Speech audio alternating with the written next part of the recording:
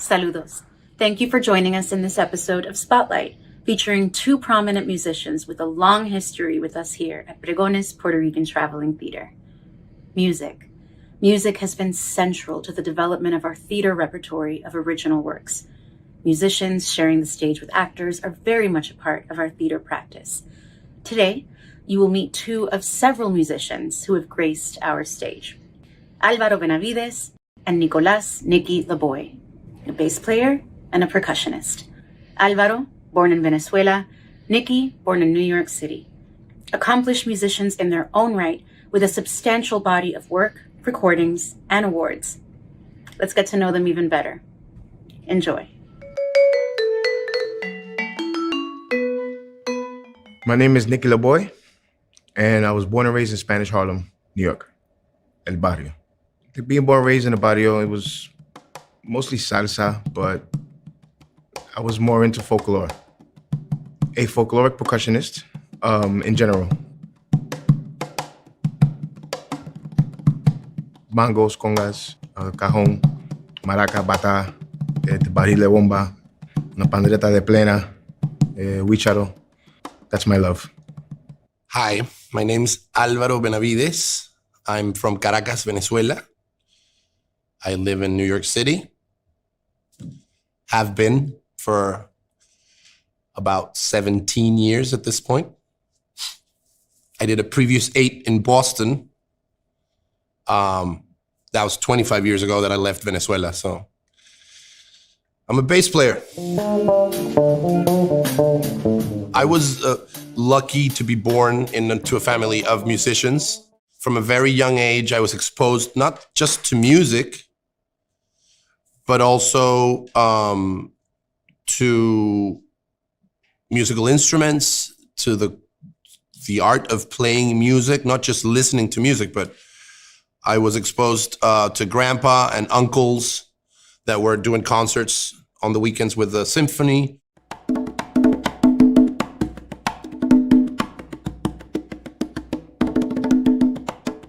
My grandfather, from my father's side, was a timbalero.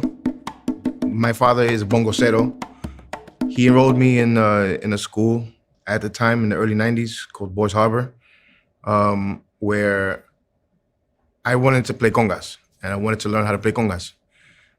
So it started in the house, like banging on pots, they're playing little bongos, at the campana.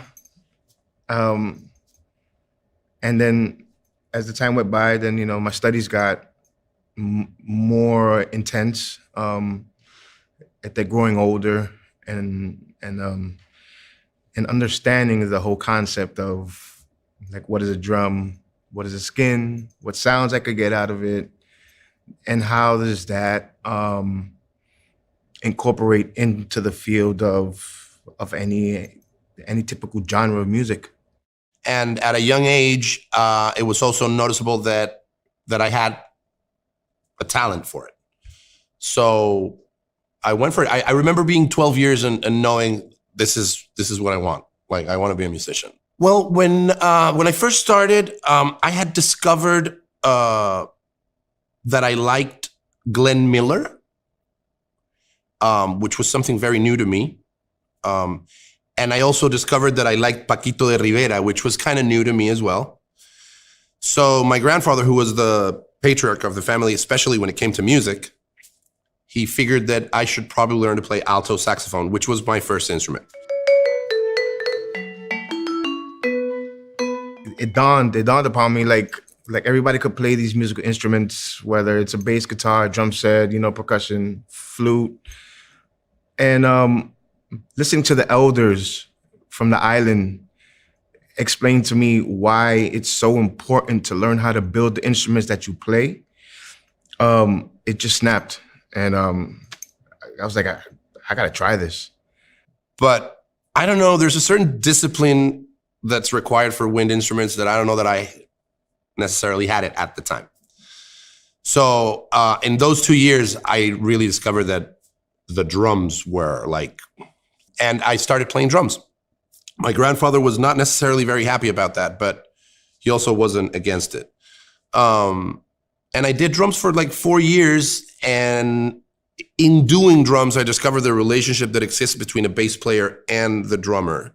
Also, in playing drums, you discover different types of drumming worlds. Eventually, you hit Africa. It's kind of impossible not to.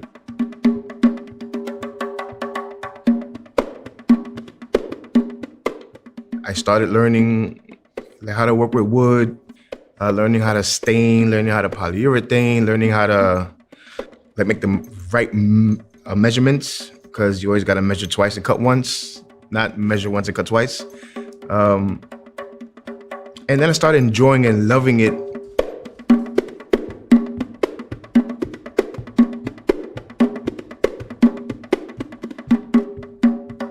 Yet, I had lived in England in my elementary years, and I had become a lover of rock. So who actually really turned me onto the bass was a guy from a Canadian band called Rush.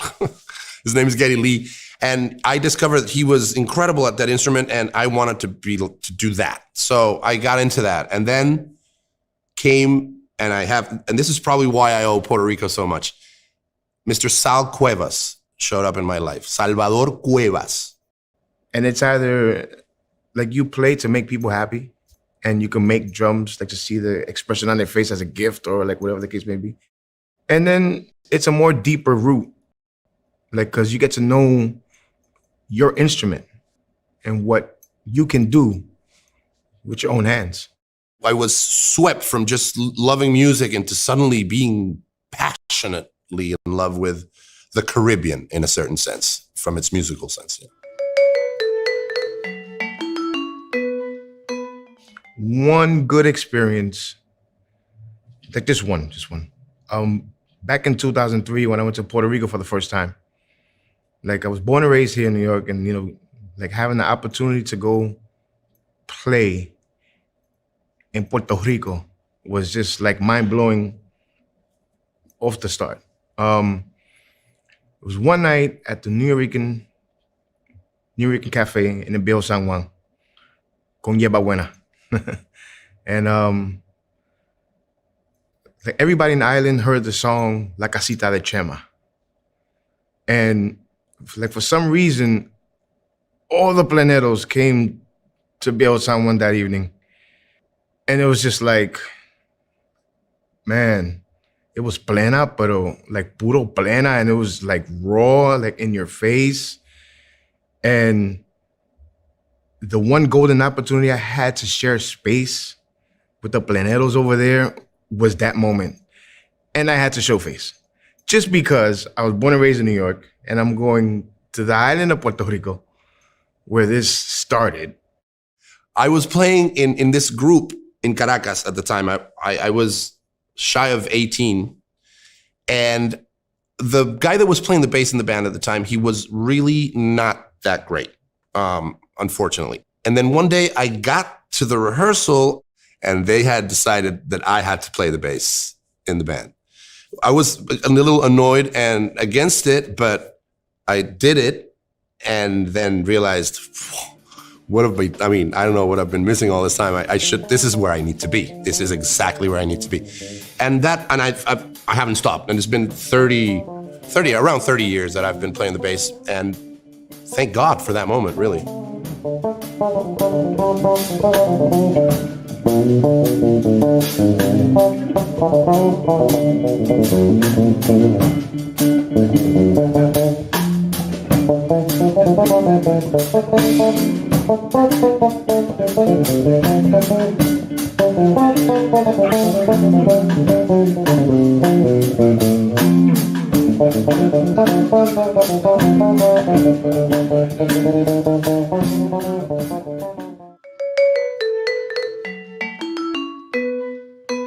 I had to be like on my top A game.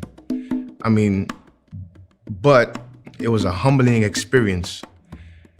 Sharing space and getting to see all these elders play different styles. They're playing how they holding the pandero, el truco que ellos tienen con el pandero, and el ambiente.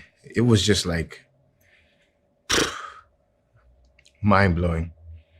I think that the folk of my country has definitely influenced, but I believe it has more of an influence in who I am as a person than in who I am as a musician.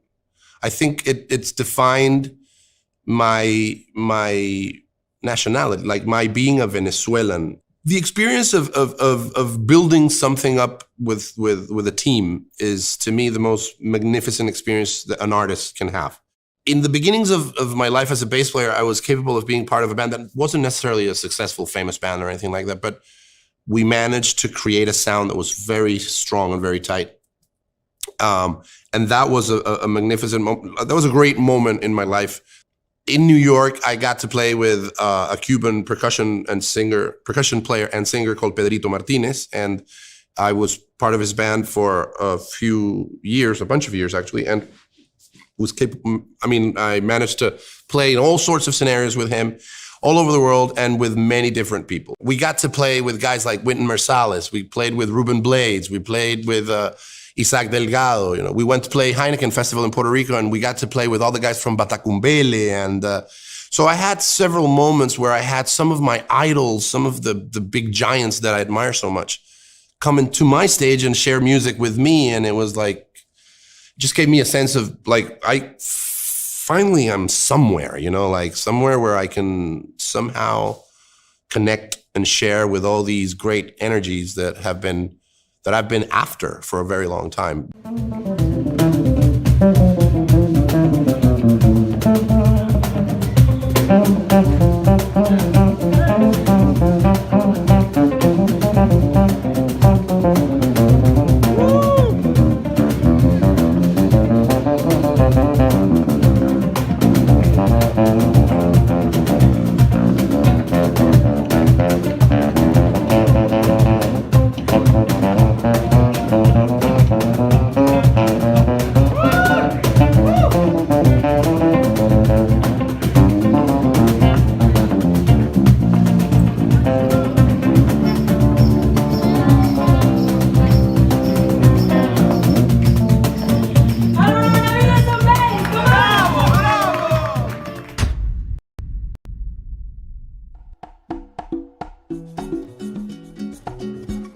I really do feel that the level of integrity in the work, also in the sense of community with front of house and just everybody involved in the Pregones family, makes people feel happy and makes people leave the theater feeling lifted.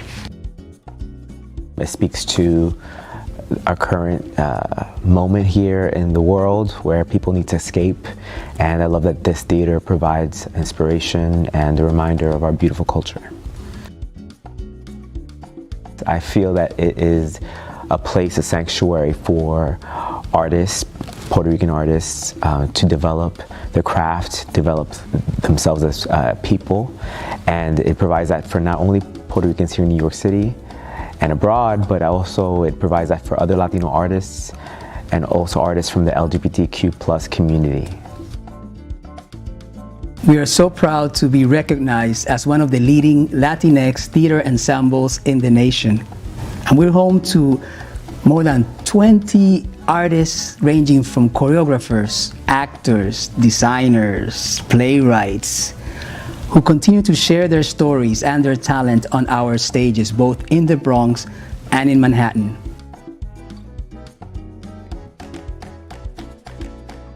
The support of our donors not only helps to keep the legacy that Miriam Colon set forth here at Pregones Puerto Rican Traveling Theater, but also impacts artists, for instance, in Puerto Rico, where we have been able to institute grants, emergency grants, to artists that were affected by Hurricane Maria, and now most recently by artists who were also affected by the earthquakes in Puerto Rico. Thank you for your support. Thank you for being part of our family.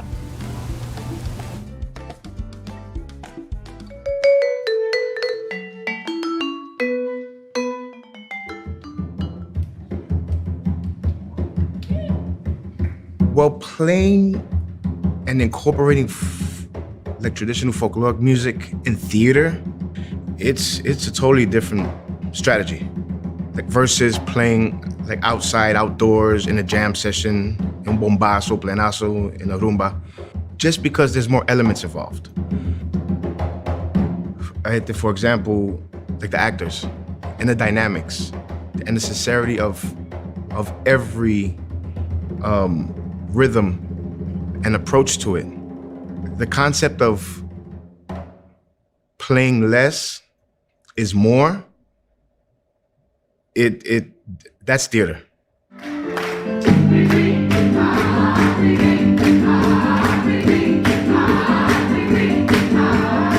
The first time I started working with Pregones, I would say that was the moment that I realized the differences were more obvious, were more evident, because it was the first time that I was exposed to a different set of possibilities, right? Meanwhile, I've been used to getting on stage, playing a full show, and getting off stage. And, you know, in Pregones, it's not that I don't do the full show, but the full show doesn't involve music the full show. It's music a little bit here, a little bit there. So there's also the time where you just have to like sit there and you're left with no option but to actually enjoy the craft of the actors at that point. And then you discover other things. The dynamics are different, and that is just plainly refreshing.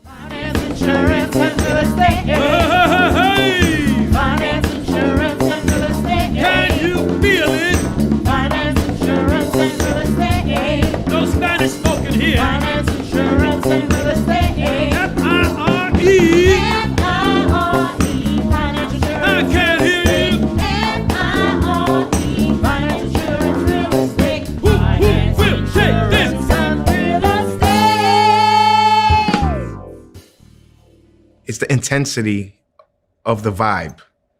And you just can't go crazy unless they give you opportunity to just go crazy. But everything just gotta like calm down. I mean, it's a mind-changing experience from to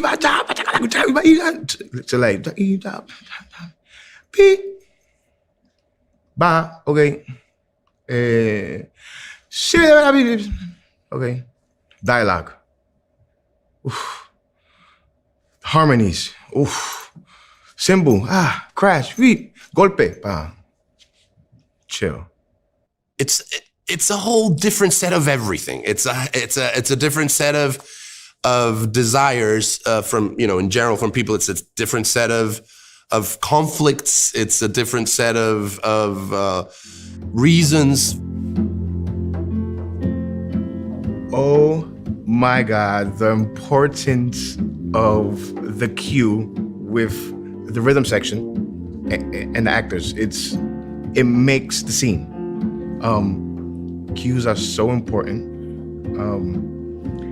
I can honestly say that I'm guilty of fumbling, of course, as everybody has, but if that cue or if that golpe doesn't come in that specific time, it blows the whole energy of that specific scene. Maria, I don't blame you. You are the West Side Story girl. Default name for all our women when bigots drink too much. You are not the twin of Jose or the mother of El Niño.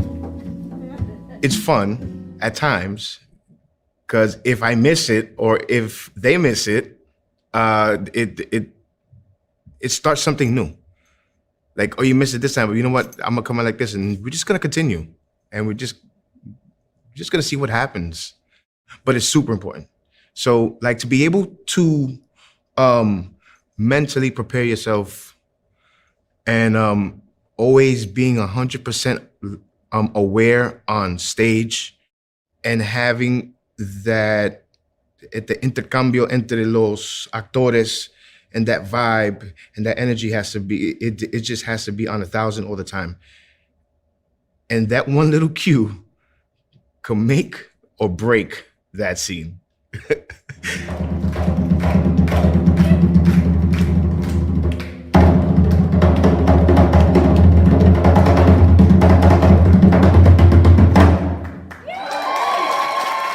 So my first experience with Pregones Theater was at the late spring of 2018. with Dancing in My Cockroach Killers. And it was outside of New York. It was in Washington, D.C., so it meant that everybody went there. So this little family kind of thing developed. Of course, a lot of the characters in this crew were already tight friends, they were working together for a long time. Also, there was great energy flow between the actors, the band, Rosalba, and the crew from the theater in Washington. There was a very good thing happening. So I was very lucky to come into this world with that experience, because it was kind of like, this is awesome. One of the most memorable moments with Pregones and the Puerto Rican Traveling Theater was the first show I got called for. It was like, swim. Okay. And it was game over. My God, it was just so much in 2 hours, and I had to learn quick. But the beautiful thing is that those who were there guiding me were so on point and super professional and super cool. Like the minute walking on stage for the very first time and seeing like the lights from this position, because I had the opportunity to attend the shows as a rehearsal. But then to be on the other side, it's just like, oh my God, blank. Okay, look at the notes, look at the director. All right, lights, okay, that light means this, okay. And every instrument that was downstairs was up here. Timpani, bongo, cymbal, dalbuca, maraca, bongo, congas, barril. I mean, I was kind of flustered, but like, this is what I wanted to do, right?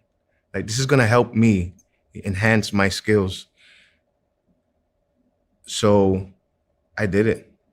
I would say La Guaracha was very, very special. These are the two pieces that I've spent long times working with. The other things that I've done with Pregones have been shorter. I noticed that working with a cast of actors, it was different. The dynamic changed a little bit. The actor is going to depend a little bit on the band, but the band's also going to depend on the actor. So if the actor is doing his part, playing his part in a certain way, then the music is going to kind of function in a certain way, whereas he changes that. And that goes both ways. If the music comes in at a certain pace, then the actors are going to deliver in a certain way, or vice versa. So that was very interesting. At first, it was even a little intimidating, because it was like, what? Oh, I'm not necessarily used to these type of things. This is not something that I'm a very seasoned player, yet I got certain amateur spots here, or like beginner spot here. So it's very good. It's been an incredibly nurturing experience for my career to have the chance to work with Pregones. And I'm sure not everybody is like this, but luckily this company is.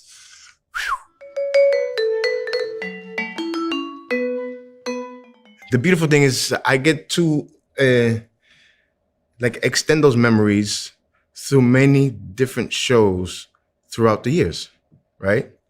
Red Rose, Harlem Hellfighters, Baile Cangrejero, the Cucaracha, Dancing in My Cockroach Killers, and a lot. So like the growth was in progress.